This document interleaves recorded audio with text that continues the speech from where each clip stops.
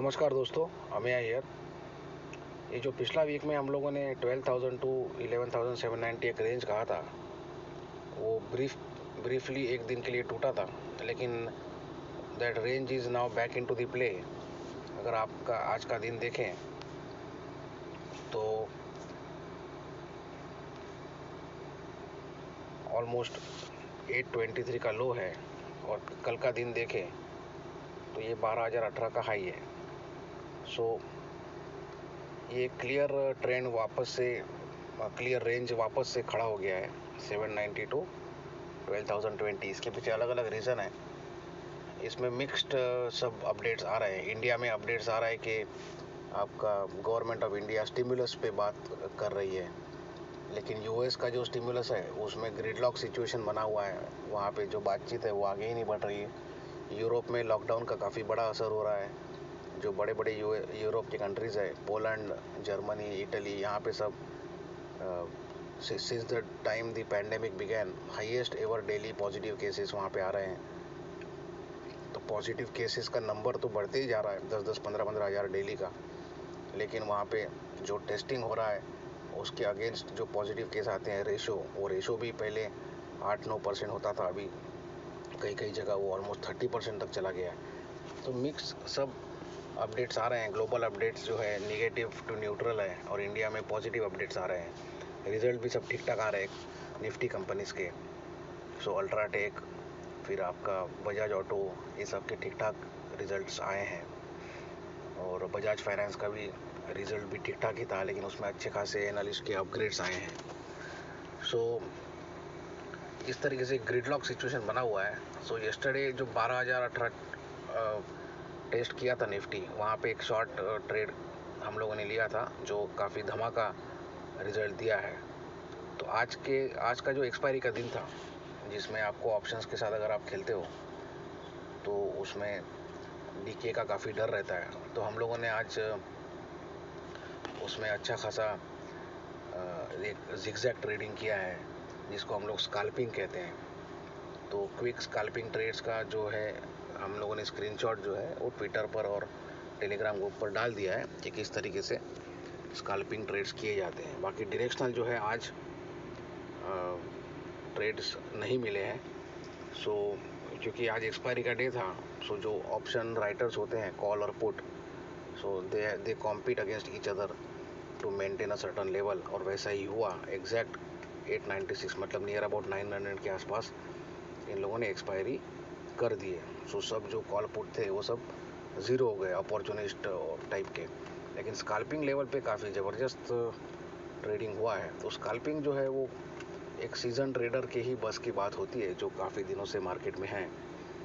सो जो new entrants है या ओकेजनल ट्रेडर्स हैं, उन लोग को डायरेक्शनली खेलना चाहिए, और ड्यूरिंग एक्सपायरी डे आपको जो आपका ट्रेडिंग बेट है उसको लिमिटेड ही रखना चाहिए 10,000 के आसपास, बिकॉज एक्सपायरी के दिन अच्छे खासे ट्रेड्स भी मिलते हैं। हम प्रीवियस एक्सपायरीज में भी देखे हैं किस तरीके से धमाका ट्रेडिंग होता है।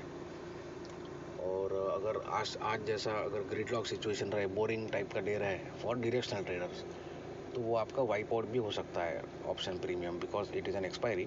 सो quickly it goes to zero, it melts and quickly it goes to zero.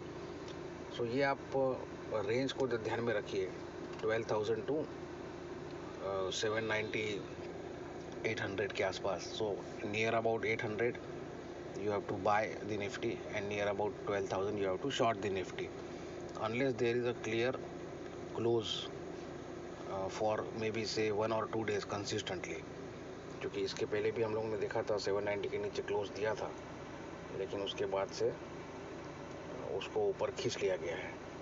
So 790 to 12,000 वापस से एक बैंड बन गया है। तो इसको आप ध्यान में रखिए एटलीस्ट फॉर टुमारो। एंड हो सकता है ये यूएस का जो इलेक्शन है तब तक के इस टाइप का बैंड में निफ्टी और ग्लोबल मार्केट्स खेलते रहें, क्योंकि अलग अलग टाइप के अपडेट्स ग्लोबल लेवल पे आते ही रहते हैं। सो अगर डाउ जोन्स की बात करें तो ये 200 पॉइंट आज दिन में डाउन था, फिर ऑलमोस्ट ग्रीन होके अभी वापस -54 है। ये सब फ्यूचर हम लोग देख रहे हैं। डैक्स भी आप देखिए 210 पॉइंट के आसपास डाउन था, अभी जस्ट -33 है। सो बिकॉज वो सब अलग अलग वहाँ पे कोई कभी वैक्सीन का अपडेट आता है, कभी स्टिमुलस के टॉक्स का अपडेट आता है। सो ये जब तक कि आपका इलेक्शन यूएस का ख़त्म नहीं होता है या फिर इंडिया में स्टिमुलस का भी बात चालू हो गया है, अब ये जो बातें होती है ये कंटिन्यूस लेवल पे वीक्स एंड वीक्स बेसिस पे जस्ट चलते ही रहती है। So market is clearly looking for a direction. So US जो इलेक्शन है 3 नवंबर, या फिर इंडिया में स्टिमुलस का जो बात हो रहा है, यूएस में स्टिमुलस का बात हो रहा है, तब तक एक ग्रिडलॉक सिचुएशन रहेगा। 12,000 और 790 का रेंज में आपको ट्रेडिंग करना है और डिसाइसिव क्लोज कम से कम 1-2 दिन रहे 12,000 के ऊपर या 790 के नीचे, तो ही आपको डायरेक्शनल ट्रेड मिलेगा। ये तो आपको स्कैल्पिंग से ही काम चलाना पड़ेगा। डायरेक्शनल ट्रेड जैसा कल मिला था तो वो उस टाइप के ट्रेड्स आपको मिलते रहेंगे। तो फिर आपको फिर 12,000 के आसपास ही शॉर्ट करना है, तो कल के जैसा आपको अच्छा खासा पुल बैक मिल जाता है। और यहाँ पे आप देखिए 830 के आसपास, 837 के आसपास लो था, तो यहाँ पे भी पुल बैक आ गया। सो यहाँ पे 12,000 से नीचे आ गया। यहाँ पे देखिए 823 था, फिर उसके बाद ऊपर खींच लिया। सो ये रेंज में ही आपको स्कैल्पिंग ट्रेड्स करना है। स्कैल्पिंग का मतलब होता है कि आप रेंज के जो टॉप रेंज है वहाँ पे आप शॉर्ट कीजिए और जो रेंज का लोअर बैंड है उसमें आप लॉन्ग कीजिए।